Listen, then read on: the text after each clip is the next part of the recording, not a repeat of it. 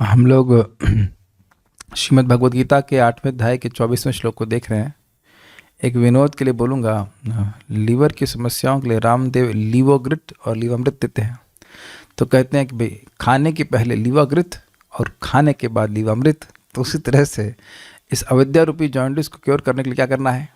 Breakfast के पहले नामामृत और ब्रेकफास्ट के बाद गीतामृत। ऐसा करेंगे तो यह अविद्या रूपी रोग पूरी तरह से नष्ट हो जाता है। ध्यान रखेंगे। ब्रेकफास्ट के पहले नामामृत और ब्रेकफास्ट के बाद गीतामृत। Let's start. आपने 8.23 में सुना था कि भगवान ने बताया कि वह बताएंगे, भगवान बोले कि यह बताएंगे कि यत्र काले त्वनावृत्तिम आवृत्तिम चैव योगिनः प्रयातयान्ति तम कालम वक्ष्यामि भरतर्षभ। यत्र काले, जिस काल में, काल का अर्थात कालाभिमानी देवता की अध्यक्षता में अनावृत्ति होती है, यानी कि दोबारा जन्म बंधन नहीं लगता, और आवृत्ति होती है यानी कि दोबारा जन्म बंधन लगता है योगियों का। प्रयाता, ऐसा इस समय शरीर छोड़ने से, यान्ति यानी यान्ति मतलब अनावृत्ति को जानते हैं या आवृत्ति को प्राप्त करते हैं।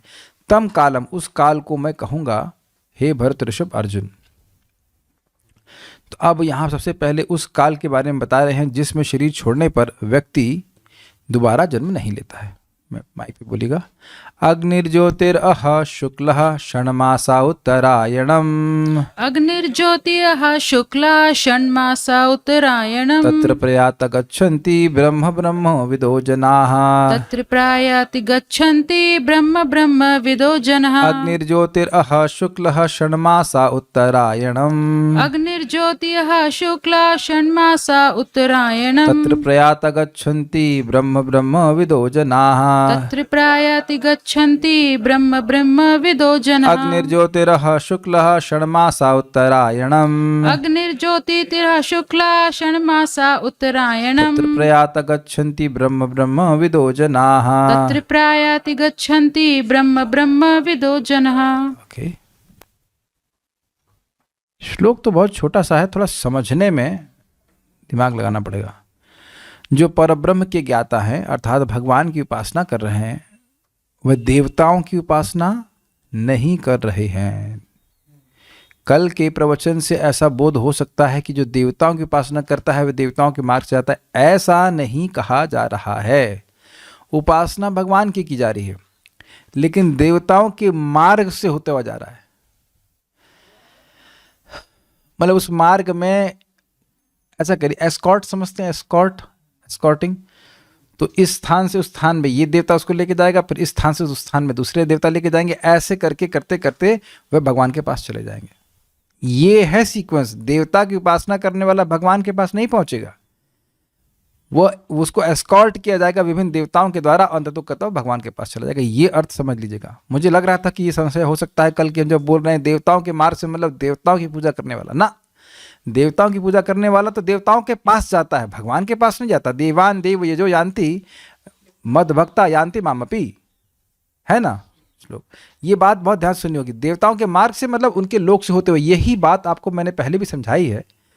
परम पूज्य वृंदावन चंद्र महाराज इस बात को समझा रहे थे कि कोई नाम बोलने की इच्छा कर रहा है तो ब्रह्मा जी उसके लिए मधुपर्क क्यों बनाने लगते हैं? क्योंकि बहुत जल्दी उनके लोक से होता हुआ भगवान के धाम को जाएगा। तो उनके लोक में नहीं जाएगा, उनके लोक से होता हुआ जाएगा। जैसे आप वृंदावन आते हो दिल्ली से, तो दिल्ली से पहले बहुत सारे स्टेशन पड़ते, तो उनको स्टेशन से होते हुए आप वृंदावन आते हैं। ऐसा नहीं कि उस स्टेशन पे रुकेंगे। तो ये समझ लेना होगा। तो जो परब्रह्म के ज्ञाता हैं वे अग्निदेव के प्रभाव में, देखिए स्पष्ट बोल रहे हैं प्रभुपाद। अब यहाँ पे समय की बात ही नहीं हो रही है, देवताओं के प्रभाव की बात हो रही है। अग्निदेव के प्रभाव में, प्रकाश में, दिन के शुभ क्षण में, शुक्ल पक्ष में, या जब सूर्य उत्तरायण में रहता है, उन 6 मासों में इस संसार से शरीर त्याग करने पर उस परब्रह्म को प्राप्त करते हैं। मैं फिर आवृत्ति कर रहा हूँ इस बात की कि समय की बात नहीं है, उस समय की अभिमानी, उस समय के नियामक देवता के द्वारा एस्कॉर्ट होने के द्वारा, उसके सहायता से वह जाते हैं भगवान के धाम की तरफ। अग्नि मतलब अग्नि, ज्योति मतलब ज्योति यानी प्रकाश। अह मतलब शुभ दिन, अह का मतलब दिन होता है, तो यहाँ शुभ दिन अनुवाद किया गया है। शुक्ल मतलब शुक्ल पक्ष, यानी कि जब चंद्रमा वर्धित होता हुआ दिखता है। वैक्सिंग मून अर्थात अमावस्या से लेकर पूर्णिमा तक। षण्मासा उत्तरायण 6 मास रूप उत्तरायण काल, जबकि दिन बढ़ता है। जनवरी क्या तारीख निकाली थी? मकर संक्रांति से लेकर के 22 जून। 22 जून सबसे बड़ा दिन होता है। यस।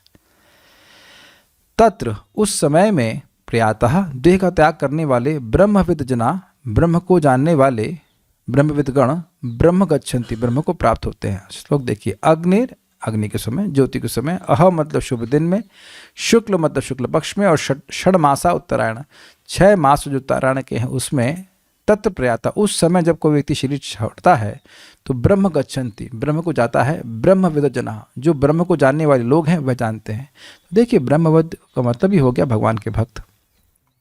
तो जो ब्रह्म को जानते हैं वे ब्रह्म की प्राप्ति करते हैं। देवताओं की प्राप्ति की बात यहाँ पे नहीं हो रही। श्रीधरी देखिए। अग्नि और ज्योति इन दोनों शब्दों से ते अर्चिषम अभिसंभवंती, वे अर्ची को प्राप्त होते हैं। छांदोग्य उपनिषद 5:10-1 इस श्रुति में कहे गए अर्ची अभिमानी देवता को लक्ष्य करा जाता है। तो यहाँ पे अग्नि और ज्योति का मतलब अग्नि और ज्योति नहीं है, इनके द्वारा उपलक्षित जो अर्ची आदि देवता हैं उनको उपलक्षित किया जा रहा है। यानी सबसे पहले अर्ची देवता के पास आता है, ये कहने का अर्थ है। अह पद से दिन के अभिमानी, जो दिन के नियामक देवता हैं। शुक्ल इस पद से शुक्ल पक्ष के अभिमानी अर्थात उस 15 दिन के काल के जो नियामक देवता हैं वह है। उत्तरायण रूप मास इस कथन से उत्तरायण के अभिमानी देवताओं को उपलक्षित कराया जाता है। ठीक है। उसके आगे और भी बातें हैं। यह अग्नि इत्यादि पद श्रुति में बताए हुए अन्य संवत्सर और देवलोक आदि देवताओं का भी उपलक्षण कराने के लिए है। क्या मतलब हुआ? ये जो अग्नि शब्द आया है इससे सूचित होता है कि अन्य देवताओं का भी आपको ग्रहण करना होगा जिनका नाम यहाँ उल्लेखित नहीं है। संवत्सर का मतलब होता है पूरा साल, तो पूरे साल का भी एक नियामक देवता होता है। और देवलोक में भी देवता होते हैं, वो सबको आपको ग्रहण करना पड़ेगा। उनको क्रॉस करते हुए जाना है भगवान के पास। अभी और पढ़ेंगे, बिल्कुल क्लियर हो जाएगा। इस प्रकार का जो मार्ग है उसमें गए हुए भगवान के उपासक लोग ब्रह्म को प्राप्त होते हैं, क्योंकि वे ब्रह्मवेत्ता हैं, ब्रह्म को जानने वाले हैं। ऐसा ही श्रुति भी कहती है। अथ यदि ऊचैवास्मिन् शव्यम कुर्वन्ति यदि च नार्चिषम एव भी संभवन्ति अर्चिषो अहरह आपूर्यमाण पक्षाद्यान षड उदेणेति मासांस्तान मासेभ्य संवत्सरम संवत्सरात् आदित्यम आदित्यात् चंद्रमसम चंद्रमसो विद्युतम तत्पुरुषो मानवः स एनान ब्रह्म गम्यति एष देवपथो ब्रह्मपथो एतेन प्रतिपद्यमाना इमं मानवम नावर्तन्ते इति। समझ गए आप लोग? नहीं, मुझे भी समझ में नहीं आया, अनुवाद पढ़ते हैं। वे अर्ची को प्राप्त होते हैं। समझ में आया?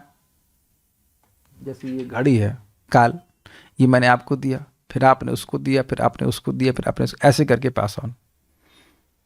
इधर आओ, ये लो अर्ची देवता, ठीक, अर्ची ने दिया, उनको दीजिए।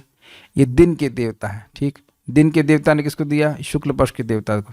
शुक्ल पक्ष के देवता ने किसको दिया? उत्तरायण के देवता को। उत्तरायण के देवता ने किसको? संवत्सर को। संवत्सर के देवता ने पीछे बैठे हुए सूर्य देवता को दे दीजिए और सूर्य के ने चंद्रमा को दे दिया, यस, और चंद्रमा ने विद्युत को उधर पकड़ा दिया। समझ में आ गया? उसके बाद विद्युत ने हमको पकड़ा दिया, मतलब अमानव पुरुष को। ये है एक प्रकार का गेम होता था ना, इसमें हम लोग टिफिन को कुछ पास करते थे। तो इस तरह से अब पढ़ लेंगे, समझ में आ जाएगा। वो ना वर्षा वाला था, वो पंचाग्नि विद्या थी। उसमें तो व्यक्ति बार बार रोटेट करता है, वहां भी आप, लेकिन उससे आप उपमा उसे इक्वेट कर सकते हैं कि वहां पे एक जीवात्मा को उठा करके यहाँ लेके जाते हैं, यहाँ से वहां लेके जाते हैं, ऐसे करके। देखिए महाराज एक बहुत सुंदर बात बता रहे हैं। जीवात्मा अकेले कहीं नहीं भटक रहा होता है, उसको कोई लेके जाता है साथ में। या तो देवता आते हैं, या यमलोक से यमदूत आते हैं इत्यादि, या भगवान के धाम से वैकुंठ से पार्षद आते हैं। तो यहाँ ये बात सूचित हो रही है। तो वे अर्ची को प्राप्त होते हैं। अर्ची को पकड़ा दिया गया अगर कहा जाए तो। अर्ची से दिन को, यानी दिन के अभिमानी देवता को, दिन से शुक्ल पक्ष को, यानी कि शुक्ल पक्ष के अभिमानी देवता को, शुक्ल पक्ष से उत्तरायण के 6 महीनों को, भले ही बोला जा रहा है कि महीनों को समर्पित किया, तो महीनों को आदमी कैसे समर्पित हो सकता है? यानी महीनों के जो कंट्रोलर देवता, उनके पास फिर उन महीनों से संवत्सर को, यानी पूरे साल के अभिमानी देवता को, और साल के अभिमानी देवता से सूर्य को, सूर्य से चंद्रमा को। तो आप कहें चंद्रमा तो पास है, नहीं, वैदिक गणना के अनुसार चंद्रमा अधिक दूर है। और चंद्रमा से विद्युत को प्राप्त होते हैं। तदंतर अमानव पुरुष आता है, भगवान का पार्षद कोई आते हैं और वह इनको ब्रह्म के पास पहुंचा देता है। यह देव मार्ग है, यह ब्रह्म मार्ग है। ये क्लियर हो गया सबको? ठीक है।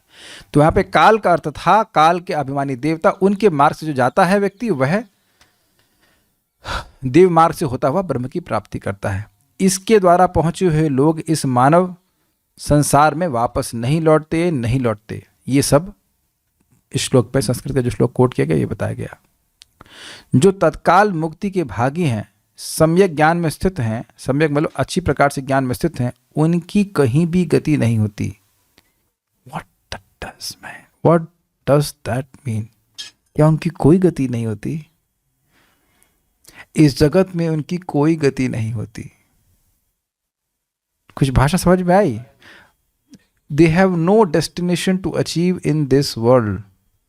They go back immediately. यह न तस्य प्राण उत्क्रामंति, उसके प्राण उत्क्रमण नहीं करते। बृहद आरण्यक उपनिषद 4.4.6 इस श्रुति से सिद्ध होता है। तो इससे बात कुछ समझ में ऐसी आ रही है कि दो प्रकार के मार्ग हैं। क्रम मुक्ति का मार्ग वर्णन हो रहा है और दूसरा है सद्य मुक्ति, जिसमें तुरंत ही व्यक्ति भगवान के पास चला जाता है। गीता भूषण टीका बिल्कुल सेम है, मैं खाली पढ़ दूंगा। यह श्लोक मुक्ति के पथ का वर्णन करता है। अग्नि और ज्योति शब्द प्रकाश के अधिष्ठाता देवता को इंगित करते हैं, जिनका वर्णन श्रुति में हुआ है। अह अर्थात दिन के देवता, शुक्ल अर्थात शुक्ल पक्ष के देवता, षण्मासा उत्तरायण अर्थात उत्तरायण के देवता। यहाँ पूरे साल के देवता को भी समझ लेना चाहिए, जबकि उसका वर्णन नहीं है। संवत्सर आदि का छांदोग्योपनिषद का श्लोक है, वही बात, इसको हम छोड़ दे रहे हैं। तात्पर्य, जब अग्नि, प्रकाश, दिन तथा पक्ष का उल्लेख रहता है, तो यह समझना चाहिए कि इस सबों के अधिष्ठाता देव होते हैं, जो आत्मा की यात्रा की व्यवस्था करते हैं। एकदम एग्जाम्पल आपको समझ में आ जाएगा। आज हमसे पूछा गया, एक हमारे गेस्ट आए, वे गोवर्धन कैसे जाते हैं? तो यहाँ से जाइए आप अटल, कहाँ पे, छठी करा, तो वहाँ कैसे? ई रिक्शा से जाएंगे। तो ई रिक्शा वाला उन टेम्पो वाले के हाथ समर्पित कर देता है, तो टेम्पो वाला उनको लेके गोवर्धन के पास चला जाएगा। तो इससे क्या कहते हैं? कुछ जिसमें हम ट्रांजिट बोलते हैं, क्या बोलते हैं? नहीं, ट्रांसपोर्ट तो बोलते हैं, वो चेंज करने को क्या बोलते हैं? ट्रांजिट बोलते हैं शायद। हाँ, ट्रांजिट। तो यहाँ ये गाड़ी यहाँ से वहाँ तक जाएगी, वो गाड़ी वहाँ से यहाँ तक जाएगी। ऐसे ऐसे क्रम मुक्ति कहेंगे, धीरे धीरे करके वह मुक्त होते चले जा रहे हैं। मृत्यु के समय मन मनुष्य को नवीन जीवन मार्ग पर ले जाता है। यदि कोई अकस्मात या योजनापूर्वक उपर्युक्त समय पर शरीर त्याग करता है, तो उसके लिए निर्विशेष ब्रह्मज्योति प्राप्त कर पाना संभव होता है। योग में सिद्ध योगी अपने शरीर को त्यागने के समय तथा स्थान की व्यवस्था कर सकते हैं, अन्यों का इस पर कोई वश नहीं होता। यदि संयोगवश वे शुभ मुहूर्त में शरीर त्यागते हैं, तब तो उनको जन्म मृत्यु के चक्र में लौटना नहीं पड़ता, अन्यथा उनके पुनरावर्तन की संभावना बनी रहती है। किंतु कृष्ण भावनामृत में शुद्ध भक्त के लिए लौटने का कोई भय नहीं रहता, चाहे वह शुभ मुहूर्त में शरीर त्याग करे या अशुभ क्षण में, चाहे अकस्मात शरीर त्याग करे या स्वेच्छापूर्वक। अब एक बहुत सुंदर बात है,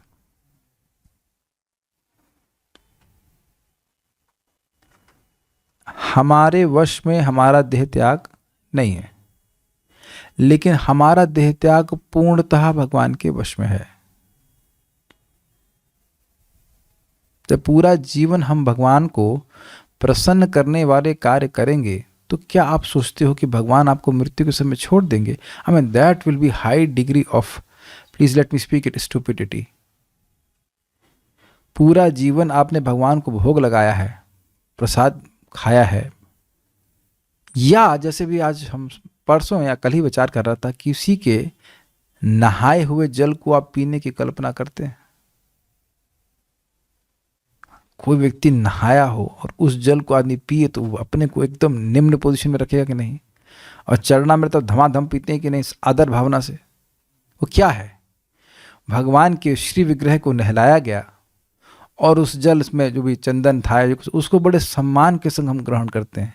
क्या ये अपने को अत्यंत नम्र स्थिति में नहीं रखना हुआ भगवान के? प्रणाम करते हैं, लोट लोट के प्रणाम करते हैं भगवान को, रोज गिन गिन के प्रणाम करते हैं, जाप कर रहे हैं। तो जिंदगी भर जिसने भगवान की भक्ति करी है उसको भगवान कैसे नेग्लेक्ट कर सकते? तो फिर आप कहेंगे वो अच्छा वो जड़ भरत महाराज को क्यों नेग्लेक्ट कर दिए? नेग्लेक्ट नहीं किए, उनके हृदय में उत्कंठा जागृत कराने के लिए भगवान ने उनको जन्म दिया था। ध्यान दीजिएगा कि भगवान अपने भक्तों को कभी नेग्लेक्ट नहीं करते, किसी भी भक्त को। हर भक्त उनको बहुत प्रिय है। हर भक्त जो एकदम माला भोंदू की तरह उठा रहा है, कहाँ से माला करनी उसे पता नहीं, सब कुछ पता है। तो प्रभुपाद इसी बात को समझा रहे थे कि देखो भाई, तुम शरणागत तो तुम हो ही, माया को तुम शरणागत हो या नहीं हो। किसी ने पूछा कि भाई ये शरणागत होने का क्या मतलब है? ये बड़ा कॉम्प्लिकेटेड होता है ना। शरणागत का मतलब क्या है? तो शरणागति सॉन्ग ही है, मानस देह गेह ज्यो की छुमोर अर्पीलु तुवा पदे नंद किशोर। केवल गाने के लिए नहीं है इसमें करने के लिए बोल रहे हैं। बहुत सिंपल है। प्रभु माइक लीजिए, जैसा मजाक कर लेते हैं आपसे। प्रभु जो अमेरिका में आपका स्टॉक नुकसान हुआ ना 5 करोड़ का, उसके बारे में क्या विचार है आपका? नहीं कुछ समझ में आ गया। तो अब अमेरिका में कोई 5 करोड़ का नुकसान हुआ एप्पल कंपनी में, तो आपको कुछ दुख हो रहा है? नहीं, क्योंकि वो हमारा था ही नहीं। उसी प्रकार से सब लोग देखने का प्रयास करें कि भाई हमारे इर्द गिर्द जो भी फील्डिंग है फील्डिंग समझ रहे हैं, चाहे वो पत्नी की हो, चाहे वो बच्चों की हो, चाहे वो पति की हो, चाहे सास ससुर हो की हो या नहीं हो, या जो कोई भी है, वह तो फील्डिंग लगाई गई है, वो हमारे नहीं है कोई वस्तु। तो उस वस्तु का उपयोग भगवान के लिए करना है। उपयोग मतलब उसको एम्प्लॉय करना है कृष्ण की सेवा में। इतनी सी बात समझ आए तो इसे कहते हैं शरणागति। ये मन भी मेरा नहीं है। मन, जीभ यानी वाणी और सारी इंद्रियां ये सेट की गई हैं हमारे इर्द गिर्द, और ये सारी भगवान के द्वारा दी गई हैं, और वो इसीलिए दी गई हैं। मुख्य प्रयोजन ये है कि हम इनका उपयोग करें भगवान की सेवा में, करके वापस चले जाए। इतनी सिंपल सी बात समझना को शरणागति कहा जाता है। सिंपल सी बात, नॉट कॉम्प्लिकेटेड। कोई ऐसा करने की जरूरत नहीं है हाँ कृष्ण आपकी शरण में, you can think like that, पर शरण मीन्स वेरी सिंपल। हम कृष्ण की सेवा करेंगे। ये इंद्रियां, ये शरीर, ये प्राण, सब कुछ भगवान ने दिया है। बहुत सिंपल सी बात है, इतनी सी बात समझ ले। आप ये बताइए, अच्छा हम आज पे बहुत विचार कर रहे थे कि कोई व्यक्ति आपको सब कुछ दे रहा है, तो क्या यह उसका प्रेम नहीं सूचित होता है? तो क्या उसको नहीं दिया जाना चाहिए? आप अपने जीवन में घर में करके देखना, आप लोग के पास कितने अच्छे चंपा के फूल वहां पे लगे हुए हैं। आप ही ने उगाए हैं ना? सब नहीं उगाए, पानी भी नहीं देते हो, लेकिन आसपास बहुत सारे फूल हैं। तो अगर मंदिर में तो चढ़ रहा है, अरे वो तो ठीक है, तो आपके हाथ काय के लिए दिए? कुछ तोड़िए उसको, कुछ तोड़िए और भगवान को अर्पित कीजिए। देखिए कितना अच्छा लगता है। You actually feel happy because Krishna appreciates that offering. यद्यपि सारे फूल, सारे पेड़, सब कुछ उन्होंने दिए हैं। इतनी सी बात अगर व्यक्ति करता है तो उसकी मुक्ति उसके हाथ में है। So simple. मैं समझा पा रहा हूं, जो चीज कठिन है उसके लिए हम लोग करते क्या है? जिसके लिए वो कार्य बहुत आसान है उसकी शरण में जाते हैं। अग्रीड करते हैं कि नहीं? मैंने एग्जाम्पल दिया था, शादी में खाना हमसे नहीं बनने वाला, तो बोल देते हैं भाई हम पेमेंट कर देंगे, आप हाँ हम बना देंगे, कोई दिक्कत, चिंता मत करिए। टेंट तो खुद ही लगाए होंगे अपनी शादी का? नहीं।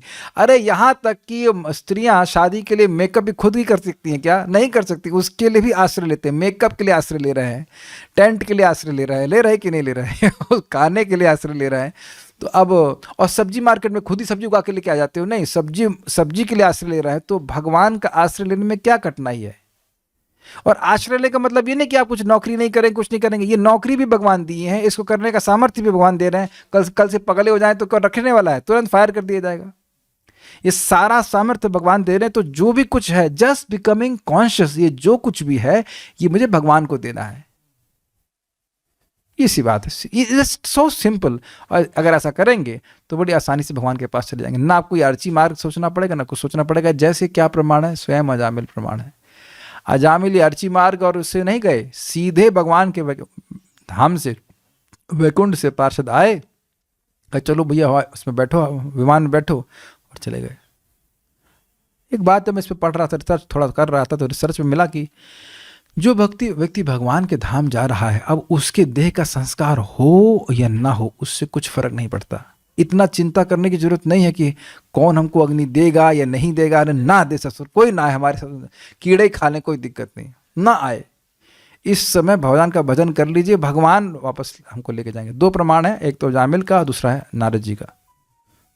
नस्तः 5 भौतिका, उनका पंचभूत का देह शरीर छूट गया। नहीं भागवत में लिखा है कि उसका संस्कार कौन किया। संस्कार तो पहले ही हो गया। संस्कार मीन्स प्यूरिफिकेशन।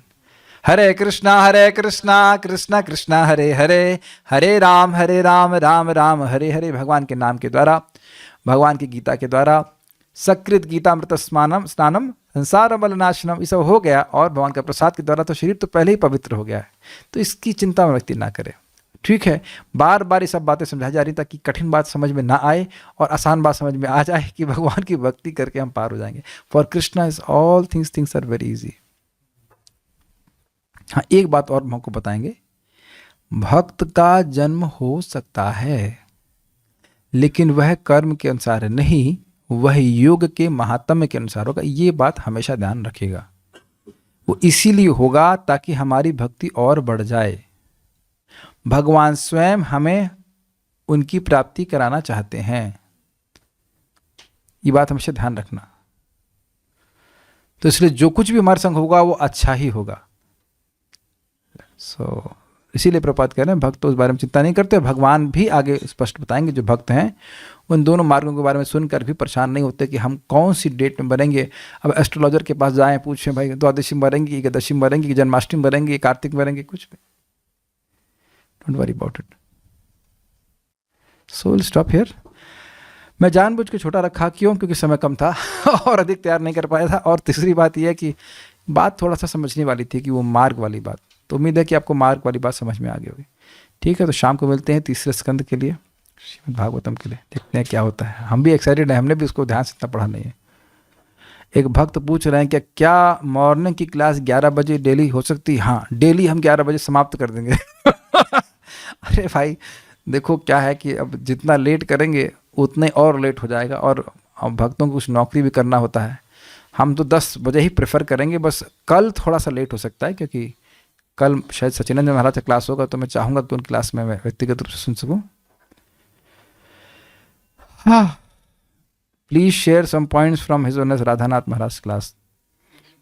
आज सुबह जो हुआ उनको याद नहीं आ रहा क्या सुना। बस महाराज क्लास सुनना अच्छा लगता है। दोबारा सुनेंगे रिकॉर्डिंग तब बात पकड़ में आती। पहली बार में तो नहीं समझ, उस वक्त समझ में आ जाता है कि नहीं याद रहना। एक बात हमको बहुत अच्छी लगी थी, वो ये थी कि जब तक व्यक्ति यह नहीं समझेगा कि प्रभुपाद जी ने कितना संघर्ष किया है श्रीमद् भागवतम और कृष्ण भावना को प्रचार करने के लिए इस जगत में, तब तक वह उसको जो मिला है उसकी वैल्यू नहीं करेगा। इसीलिए भक्त लोग कहते हैं, और हमने भी पढ़ाई है, प्रभुपाद जी की लीलामृत को पढ़ना चाहिए। तो कितना प्रभुपाद ने संघर्ष किया है। एक बात जो मुझे बहुत प्रेरणा देती थी वो ये थी कि क्यों प्रभुपाद अपने, वैसे भी दिन में रेस्ट नहीं मिलता था, और रात्रि में 2 बजे से लेकर 4 बजे तक जग करके ये भागवतम के तात्पर्य दिए। यहाँ तक कि अपना खाना भी कम करते थे ताकि वह पुस्तकों के लिए धन इकट्ठा कर सकें। जब यहाँ पे प्रभुपाद जी धरती राधा दामोदर में थे, बड़ी मुश्किल से वह, तो भागवतम के प्रति कितनी आदर बुद्धि थी शिला प्रभुपाद जी की। और ये श्रीमद् भागवतम और भगवान का नाम, इन्हीं 2 का आश्रय लेकर के प्रभुपाद जी अमेरिका चले गए जहाँ उनका कोई भी नहीं था। क्वाइट अमेजिंग नहीं कि भागवतम के प्रति इतनी आदर बुद्धि कि व्यक्ति अपनी जान तक देने के लिए तैयार है। लिटरली जान तक देने के लिए तैयार है। उसके लिए कम से कम हम थोड़ा समय तो दे सकते हैं। बहुत अच्छा था। महाराज जी बात पे कह रहे थे कि अगर प्रभुपाद ने इस प्रकार का संघर्ष नहीं किया होता तो हम लोग कभी भागवतम का भाव भी नहीं पड़े होते। सत्य बात है, नहीं जानते। सही बात है, कितना संघर्ष उसके पीछे किया है। एक बात और बहुत अच्छी बोली थी, लेकिन मेरे उस वक्त बड़ा अच्छा लगा था, लेकिन एकदम माइंड से स्लिप कर गया था कि कृष्ण का नाम, कृष्ण भक्तों की सेवा, और एक और था दूसरों पे दया। ये चीज़ें पे महाराज फोकस कर रहे थे, बट अभी मेरे को एकदम से याद नहीं है। So I again rehear it and share something. Sharing के लिए आपको बोलने की जरूरत नहीं पड़ेगी क्योंकि वो कुछ हिट करेगा तो मैं बोल ही दूंगा। जो हमको आज सबसे अच्छा बात सुबह की लगी वो बहुत ज़बरदस्त है, उसको हम जरूर शेयर करेंगे भाई। प्रभुपाद जी कहते हैं कि जब व्यक्ति ये दो बातें, एक कि भाई तुम शरणागत हो गए, भगवान के अपनी इंद्रियों समर्पित करोगे तो भगवान अंदर से बम्बा खोल देंगे। हमारी भाषा बोल रहा हूँ कि ज्ञान रिवील करना शुरू करेंगे। दिस वॉज वेरी नाइस, क्योंकि कई बार मुझे बहुत स्ट्रांग इंस्पिरेशंस मिलते हैं, तो मैं सोचता था भाई मैं इतना शरणागत तो हूँ, लेकिन थोड़ा बहुत तो शरणागत है ना, थोड़ा बहुत तो मन और बुद्धि को लगा रहे हैं। भगवान बहुत स्ट्रांगली दिखाते हैं, बहुत स्ट्रांग इंस्पिरेशन देते हैं। तो जो व्यक्ति शरणागत नहीं है वो, उसको भगवान ज्ञान देंगे ही नहीं, बल्कि उल्टा ज्ञान चलता रहेगा उसको। So very very very nice trick है। क्यों? अगर आप हरे कृष्ण मंत्र कर रहे हैं तो आप वो कार्य कर रहे हो जो सबसे ज़्यादा प्रसन्न करता है भगवान को। भगवान आपको ज्ञान देंगे ही। I mean please have faith, this is very very nice. आपका देखने का दृष्टिकोण पूरी तरह से चेंज हो जाएगा। और दूसरा था, हमको बहुत अच्छी लगी प्रभुपाद जी की, वही कह रहे थे कि देखो ब्रह्मभूतः प्रसन्नात्मा न शुचति न कांक्षति समः सर्वेषु भूतेषु मोद भक्ति लभते पराम, श्लोक तो आपने सुना है।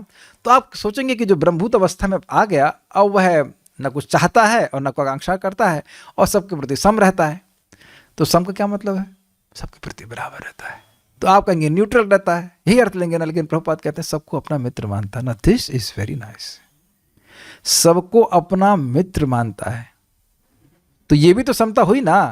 अगर हम सबको अपना शत्रु मान रहे हैं तो भी समता, सब मेरे शत्रु हैं। अगर मैं कहूँ मैं सबके प्रति निष्पक्ष हूँ तब भी समता है। लेकिन मजेदार समता यह है कि हम ये माने कि सभी मेरे मित्र हैं। This is nice. और ये कैसे होता है? हमारे लेवल पर भगवान से प्रेम जागृत करने का प्रयास करना, भक्तों से मैत्री तो स्पष्ट हो गया। और जो हमसे कम जानते हैं भक्ति में, उनको भगवान के बारे में बताना। तो क्या ये मैत्री हुई कि नहीं? अरे मेरा फ्रेंड कम जानता है, इसे बताता हूँ। Is it not friendship? बताइए। यहीं से सच्ची भक्ति शुरू होती है। और जो द्वेषी है उसकी उपेक्षा करते हैं, है मेरा मित्र से दिमाग खराब है। Can you see like that? Is it not amazing? इसका दिमाग खराब है। अच्छा, एक और मैं एंगल से सोच रहा था कि भाई ये मेरा मित्र है। क्यों मित्र है? भाई मेरे कर्म के अनुसार तो ये इसको मेरा सर फोड़ देना चाहिए था, लेकिन क्योंकि मेरा मित्र है इसलिए कम दे रहा है। समझ में आ रहा है कि नहीं? और ये भी वास्तविकता है, ये वास्तविकता है। प्रभुपाद जी बताएंगे इसको कि ये शत्रु के पास, माई शत्रु कैन नॉट बी माई शत्रु अनलेस कृष्ण लव्स। तो ये सो कॉल्ड शत्रु जो है ये भी बहुत कम दे रहा है। उतना नहीं बोलना चाहिए। माँ को गाली दे, हाँ तो कम से कम गंदी वाली नहीं दी, गंदी गाली भी दे दी तो अच्छा मारा नहीं, मारा तो कम से कम जान नहीं लिया। ऐसा करके असली भक्त होते हैं कि भाई जो कर रहा है वो कम ही कर रहा है, ज़्यादा नहीं कर रहा है, तो वह भी मेरा मित्र है। और दूसरी बात, कोई आपकी निंदा कर रहा है वो तो परम मित्र है। अरे क्यों परम मित्र है? अरे वैसे इतने अपराध हैं हमारे सर पे, तो हमारे सर पे जितनी भी अपराध हैं वो साफ कर रहा है। इस पे बड़े अच्छी बात बोलते थे परम पूज्य गौर कृष्ण महाराज। कह रहे हैं देखो भाई, कोई भी माँ अपने बच्चे का मलमूत्र अपने हाथ से साफ करती है, मुंह से नहीं करती है। नहीं करती है ना। लेकिन जो व्यक्ति आपकी निंदा कर रहा है वह आपके मल को अपनी जीभ से साफ कर रहा है, तो वो तो माँ से भी अधिक प्रेम कर रहा है ना। और ये भी भगवान व्यवस्था कराए हैं। भक्तों के अपराध क्षीण हो तो कुछ लोग जो निंदक हैं उनकी प्रवृत्ति को भक्तों की निंदा में लगवा देते हैं कि भक्तों को कुछ अपराध पाप वो उनके सर पे चला जाए। ये हम अपने मन से नहीं बोल रहे हैं। चैतन्य महाप्रभु उनका उद्धार करते हैं, क्या नाम है उनका, जगाई मधाई का। तो वो अब दिखाते हैं कि मैं पूरे श्याम वर्ण का हूँ, काला हो गया इनके पाप से। तो मैंने कहा भक्तों से कि सब लोग हरिनाम संकीर्तन करो, ये पाप मेरे पे आ गए हैं। तो फिर सब हरिनाम संकीर्तन करते हैं महाप्रभु, फिर गौरव वर्ण के हो जाते हैं। तो उन्होंने कहा कि ये जो पाप है ना जगाई मधाई की, वो उन लोगों के पर चले जाएंगे जो वैष्णव की निंदा करते हैं। तो जो हमारी निंदा कर रहा है, थोड़े बहुत तो भक्त बन गए, मतलब वैष्णव भास तो है ही मान लीजिए, तो हमारा सारा पाप ताप जो है वो सब उस व्यक्ति पर चला जाता है। तो वह भी हमारा फ्रेंड ही है जो हमारी निंदा कर रहा है, परेशान कर रहा है। तो कोई कठिनाई नहीं है। तो भगवान हर प्रकार से सहायता ही भेज रहे हैं। ये हमको बहुत अच्छा लगा था। और ये तो चलो डिटेल वाली बात है, हमको एक बात बस अच्छी लग रही है, हम सामने भक्त हमारे सारे फ्रेंड्स हैं। एटलीस्ट मेरे जीवन में बहुत अच्छा है कि only people who are coming to me are my friends, और बाकी लोग इंटरेस्टेड ही नहीं है। और मैं भी अन्य लोगों में इंटरेस्टेड नहीं हूँ unless they want to talk about Krishna. What do you think about this? क्या ऐसा करने से आप प्रसन्न नहीं हो जाएंगे? Think about this. हम लोग जब भी साथ में आते हैं तो क्या करते हैं, कृष्ण के बारे में चर्चा होती है, फिर चले जाते हैं, फिर वापस आते हैं, फिर क्या आज कौन सी बोतल खुलेगी भगवद गीता की भागवत में पिया उसका, फिर चल दे फिर आ जाते हैं। This is amazing, is it not? So that's why we become happy, because we are surrounded by people who are very positive. They are looking towards Krishna. मैं इस बारे में खाली शेयर करना चाहता, समूह के ऊपर सभी लोग हमारे मित्र हैं. वेरी नाइस ना. बाकी सारी बातें मैं सुनूंगा फिर से तो बताऊंगा. और कुछ कहना चाहते हैं? संडे को एक्स्ट्रा क्लास होनी चाहिए, शाम सावना प्रभु कह रहे हैं. तो संडे को एक्स्ट्रा जप नहीं होना चाहिए शाम सावना प्रभु? आज तो आप सुबह नहीं दिखे. सुबह तो आप एक्स्ट्रा स्लीपिंग कर रहे थे और क्लास एक्स्ट्रा मांग रहे हैं.